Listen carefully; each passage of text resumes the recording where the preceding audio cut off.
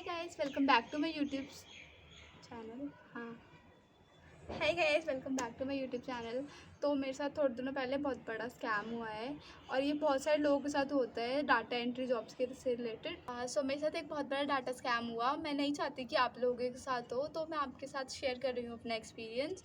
तो क्या हुआ कि मेरे पास एक कॉल आता है एक दिन कि वर्क फ्रॉम होम है, आपको एक फॉर्म का 30 रुपीज़ मिलेगा और आपको 5 डेज़ में वर्क सबमिट करना है। जो कंपनी की टर्म्स एंड कंडीशन है उसे फॉलो करते हुए वर्क सबमिट करना है। ओके, 5 डेज़ में वर्क सबमिट करना है। अदरवाइज़ आप नहीं कर पाते, ओके, तो कंपनी को इन्फॉर्म करना है। तो इन्फॉर्म नहीं करते हो तो आपको पेनल्टी है, जो 4,600 आपका रजिस्ट्रेशन चार्ज है वो आपको पे करना रहेगा।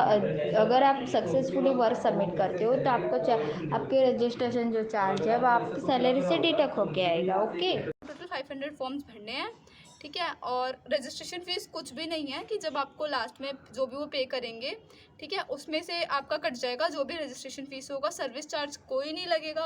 उन्होंने मुझसे ऐसा भी बोला और उन्होंने कहा कि हम आपको एक लीगल केस लीगल एग्रीमेंट बनवा के देंगे। तो मैंने कहा चलो ठीक है। तो उन्होंने बोला कि मुझे 5,000 रुपये आपको पे करने पड़ेंगे अगर आप 5 दिन के अंदर अपना पूरा काम नहीं कर पाओगे। तो मैंने कहा हाँ चलो मैं तो कर लूँगी, और ज़्यादा फॉर्म्स भी नहीं थे तो मैंने कहा चलो ठीक है। और उसके बाद उन्होंने मुझे इतना ज़्यादा टाइम सोचने का भी नहीं दिया। उन्होंने बोला कि जल्दी बता दो। तो मैंने हाँ कर दिया बिना अपने घर वालों में से किसी को पूछे। और अभी जस्ट मेरे एग्ज़ाम्स ही हुए थे जुलाई में, तो मैंने इतना सोचा नहीं। और ये भी एक हफ़्ते पहले की बात है और एग्ज़ाम्स की एक हफ़्ते बाद की बात है। तो मैंने कहा हाँ चलो ठीक है, मतलब फॉर्म्स ही तो भरने हैं, लैपटॉप है ही, अच्छा कनेक्शन है ही, हो जाएगा और कोई इतना मुश्किल काम भी नहीं। और उन्होंने मुझे एक फॉर्म भी भर बताया था कि ऐसा होगा और आपको बस इतनी सी एंट्रीज भरनी है। तो मैंने कहा हाँ चलो ठीक है। तो और उन्होंने मुझे स्टार्टिंग में बोला था कि आपका अगर आप फॉर्म्स नहीं भर पाए तो सर्विस चार्ज लगेगा। तो मैंने कहा चलो ठीक है। और उन्होंने कहा 2 दिन में आपका पेमेंट भी क्लियर कर देंगे जितना भी आपका आएगा, और जो एरर्स आएंगी उसका माइनस कर देंगे और सर्विस चार्ज आपका उसमें से माइनस हो जाएगा और बाकी आपको कुछ जो भी बनेगा वो मिल जाएगा।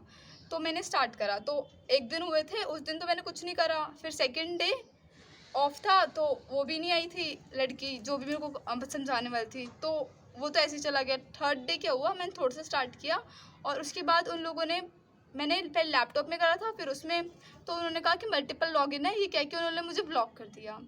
ठीक है, तो फिर मैंने, जिसने भी मुझे वर्क दिया था, मैंने उनको बोला कि मैम आपका ये ना ब्लॉक हो गया है।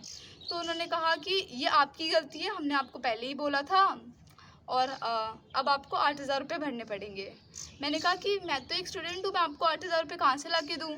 तो फिर उन्होंने कहा कि कैसे भी करो, हमें नहीं पता, 8,000 तो आपको भरने ही पड़ेंगे। हमने आपके खिलाफ एक आपको पहले से एग्रीमेंट बनवा के दिया था, उसमें सब कुछ लिखा हुआ है, हम आपके खिलाफ लीगल एक्शंस ले सकते हैं। अब ये वो फलाना ठिकाना, उन्होंने मुझसे ऐसा बोला। ठीक है, उसके बाद मैं बहुत ज़्यादा डर गई। तो मैंने अगर उनसे बोला कि अगर मैंने 8,000, तो आप मेरा जो भी पेमेंट आएगा वो 8,000 रुपये आप लोग काट लेना मेरे से, मतलब जो भी मेरी पेमेंट आएगी उसमें से काट लेना, ठीक है। तो उन्होंने कहा कि मैम ऐसा नहीं होता, आपको पहले पहले ही आपको पैसे देने पड़ेंगे, उसके बाद ही कुछ आगे स्टार्ट हो पाएगा। तो मैंने कहा कि अगर मुझे ये वर्क नहीं करना है तो फिर उन्होंने कहा कि आपको सर्विस चार्ज 5,000 रुपये देने ही देने पड़ेंगे, ठीक है। आपकी आईडी ब्लॉक होएगी, मतलब हुई है जो भी, उसके उसके लिए भी, और जो भी हमारा सर्विस चार्ज था उसके लिए।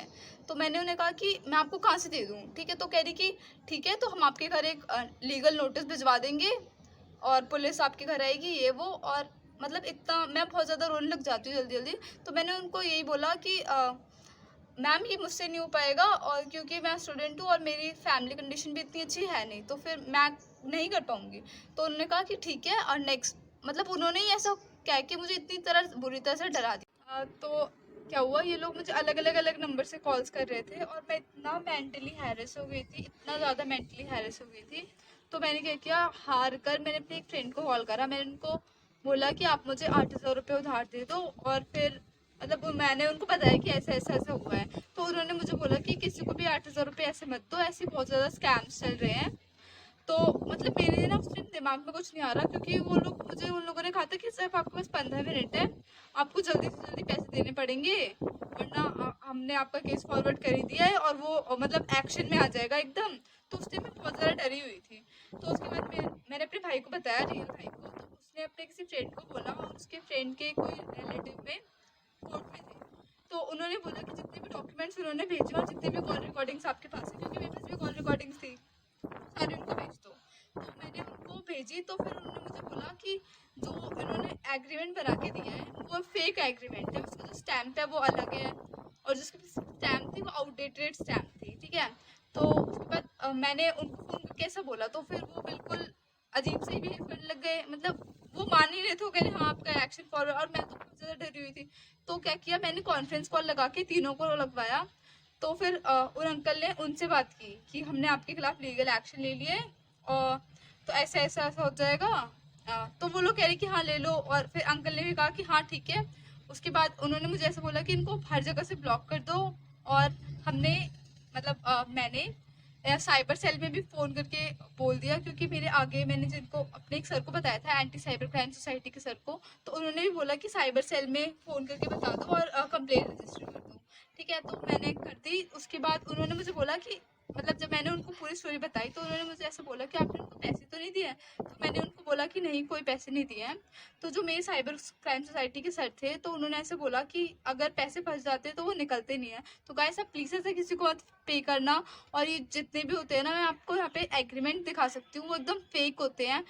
और उनका जो फॉर्मेट होते हैं ना, जो भी आपको फॉर्मेट देंगे कि हाँ ये लीगल है, वो एकदम इलीगल होता है गाइस। और ये आपको बस ट्रिक्स होती है फंसाने की, या तो वो आपको ये कह के फंसा देंगे कि आपका जो डाटा है आपने गलत फिल करा है, आप पे हम माइनस चार्ज करेंगे, आपने हमारी कंपनी का नुकसान करा दिया है, आपने टाइम पे नहीं कर तो हमारी कंपनी का नुकसान करा दिया है, हमने आपको हायर किया था, इतने पैसे लिए थे, हमारा नुकसान हो रहा है, आपको ये करना ही पड़ेगा।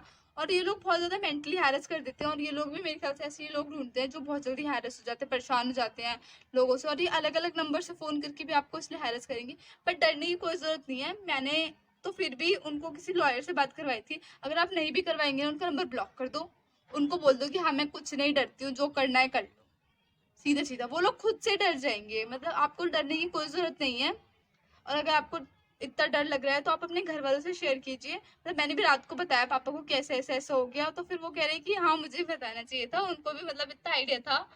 तो वो भी मतलब ऐसे चिलवे में ही बोल रहे थे कि ऐसा कुछ नहीं होता है, और कोई भी कंपनी ऐसे पैसे नहीं मांगती है। हाँ तो नहीं मांगती है, तो बट फिर भी मेरे साथ फर्स्ट टाइम था तो मैं आपके साथ शेयर कर रही हूँ। अगर आपको भी डर लग रहा है या कुछ, तो आप मेरे साथ शेयर कर सकते हैं मेरे इंस्टाग्राम हैंडल पर।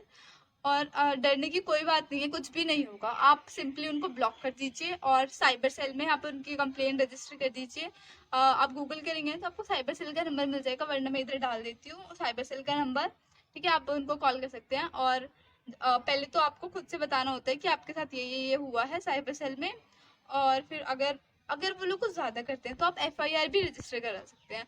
इवन जो अंकल थे ना लॉयर, उन्होंने भी ये कहा था कि अगर वो बार बार कॉल करें, मुझे मैसेज करें दोबारा इस चीज़ के, उनके कॉल के बाद दोबारा, तो वो दोबारा से एक लीगल एक्शन लेंगे कि वो मुझे ऐसे बार बार तंग क्यों कर रहे हैं, हैरेस क्यों कर रहे हैं इस बारे में, ठीक है। तो ऐसा कुछ डरने की बात नहीं है। आप खुद से भी उनको दो चार सुना दो, खूब गालियाँ दो उनको, कुछ नहीं होगा, कुछ एकदम चिल रहने का, और ऐसा कुछ भी नहीं होने वाला है, ठीक है।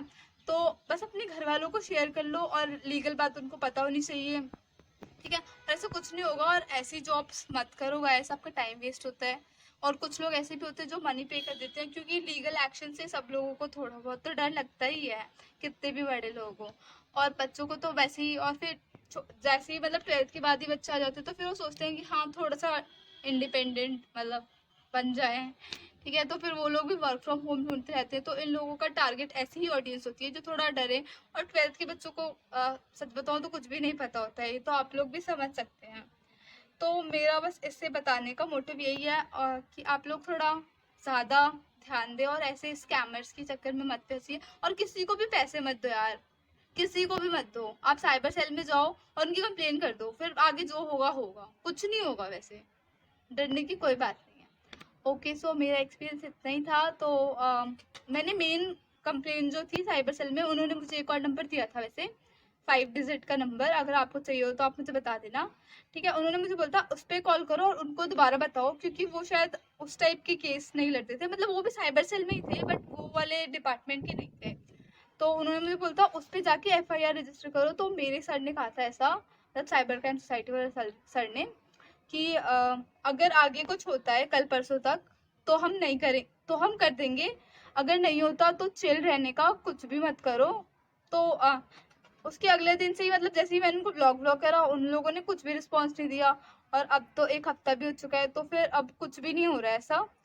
तो बस अब यही थी मेरी स्टोरी। तो आप लोग प्लीज़ इनसे बच के रहें और बी सेफ। Bye bye.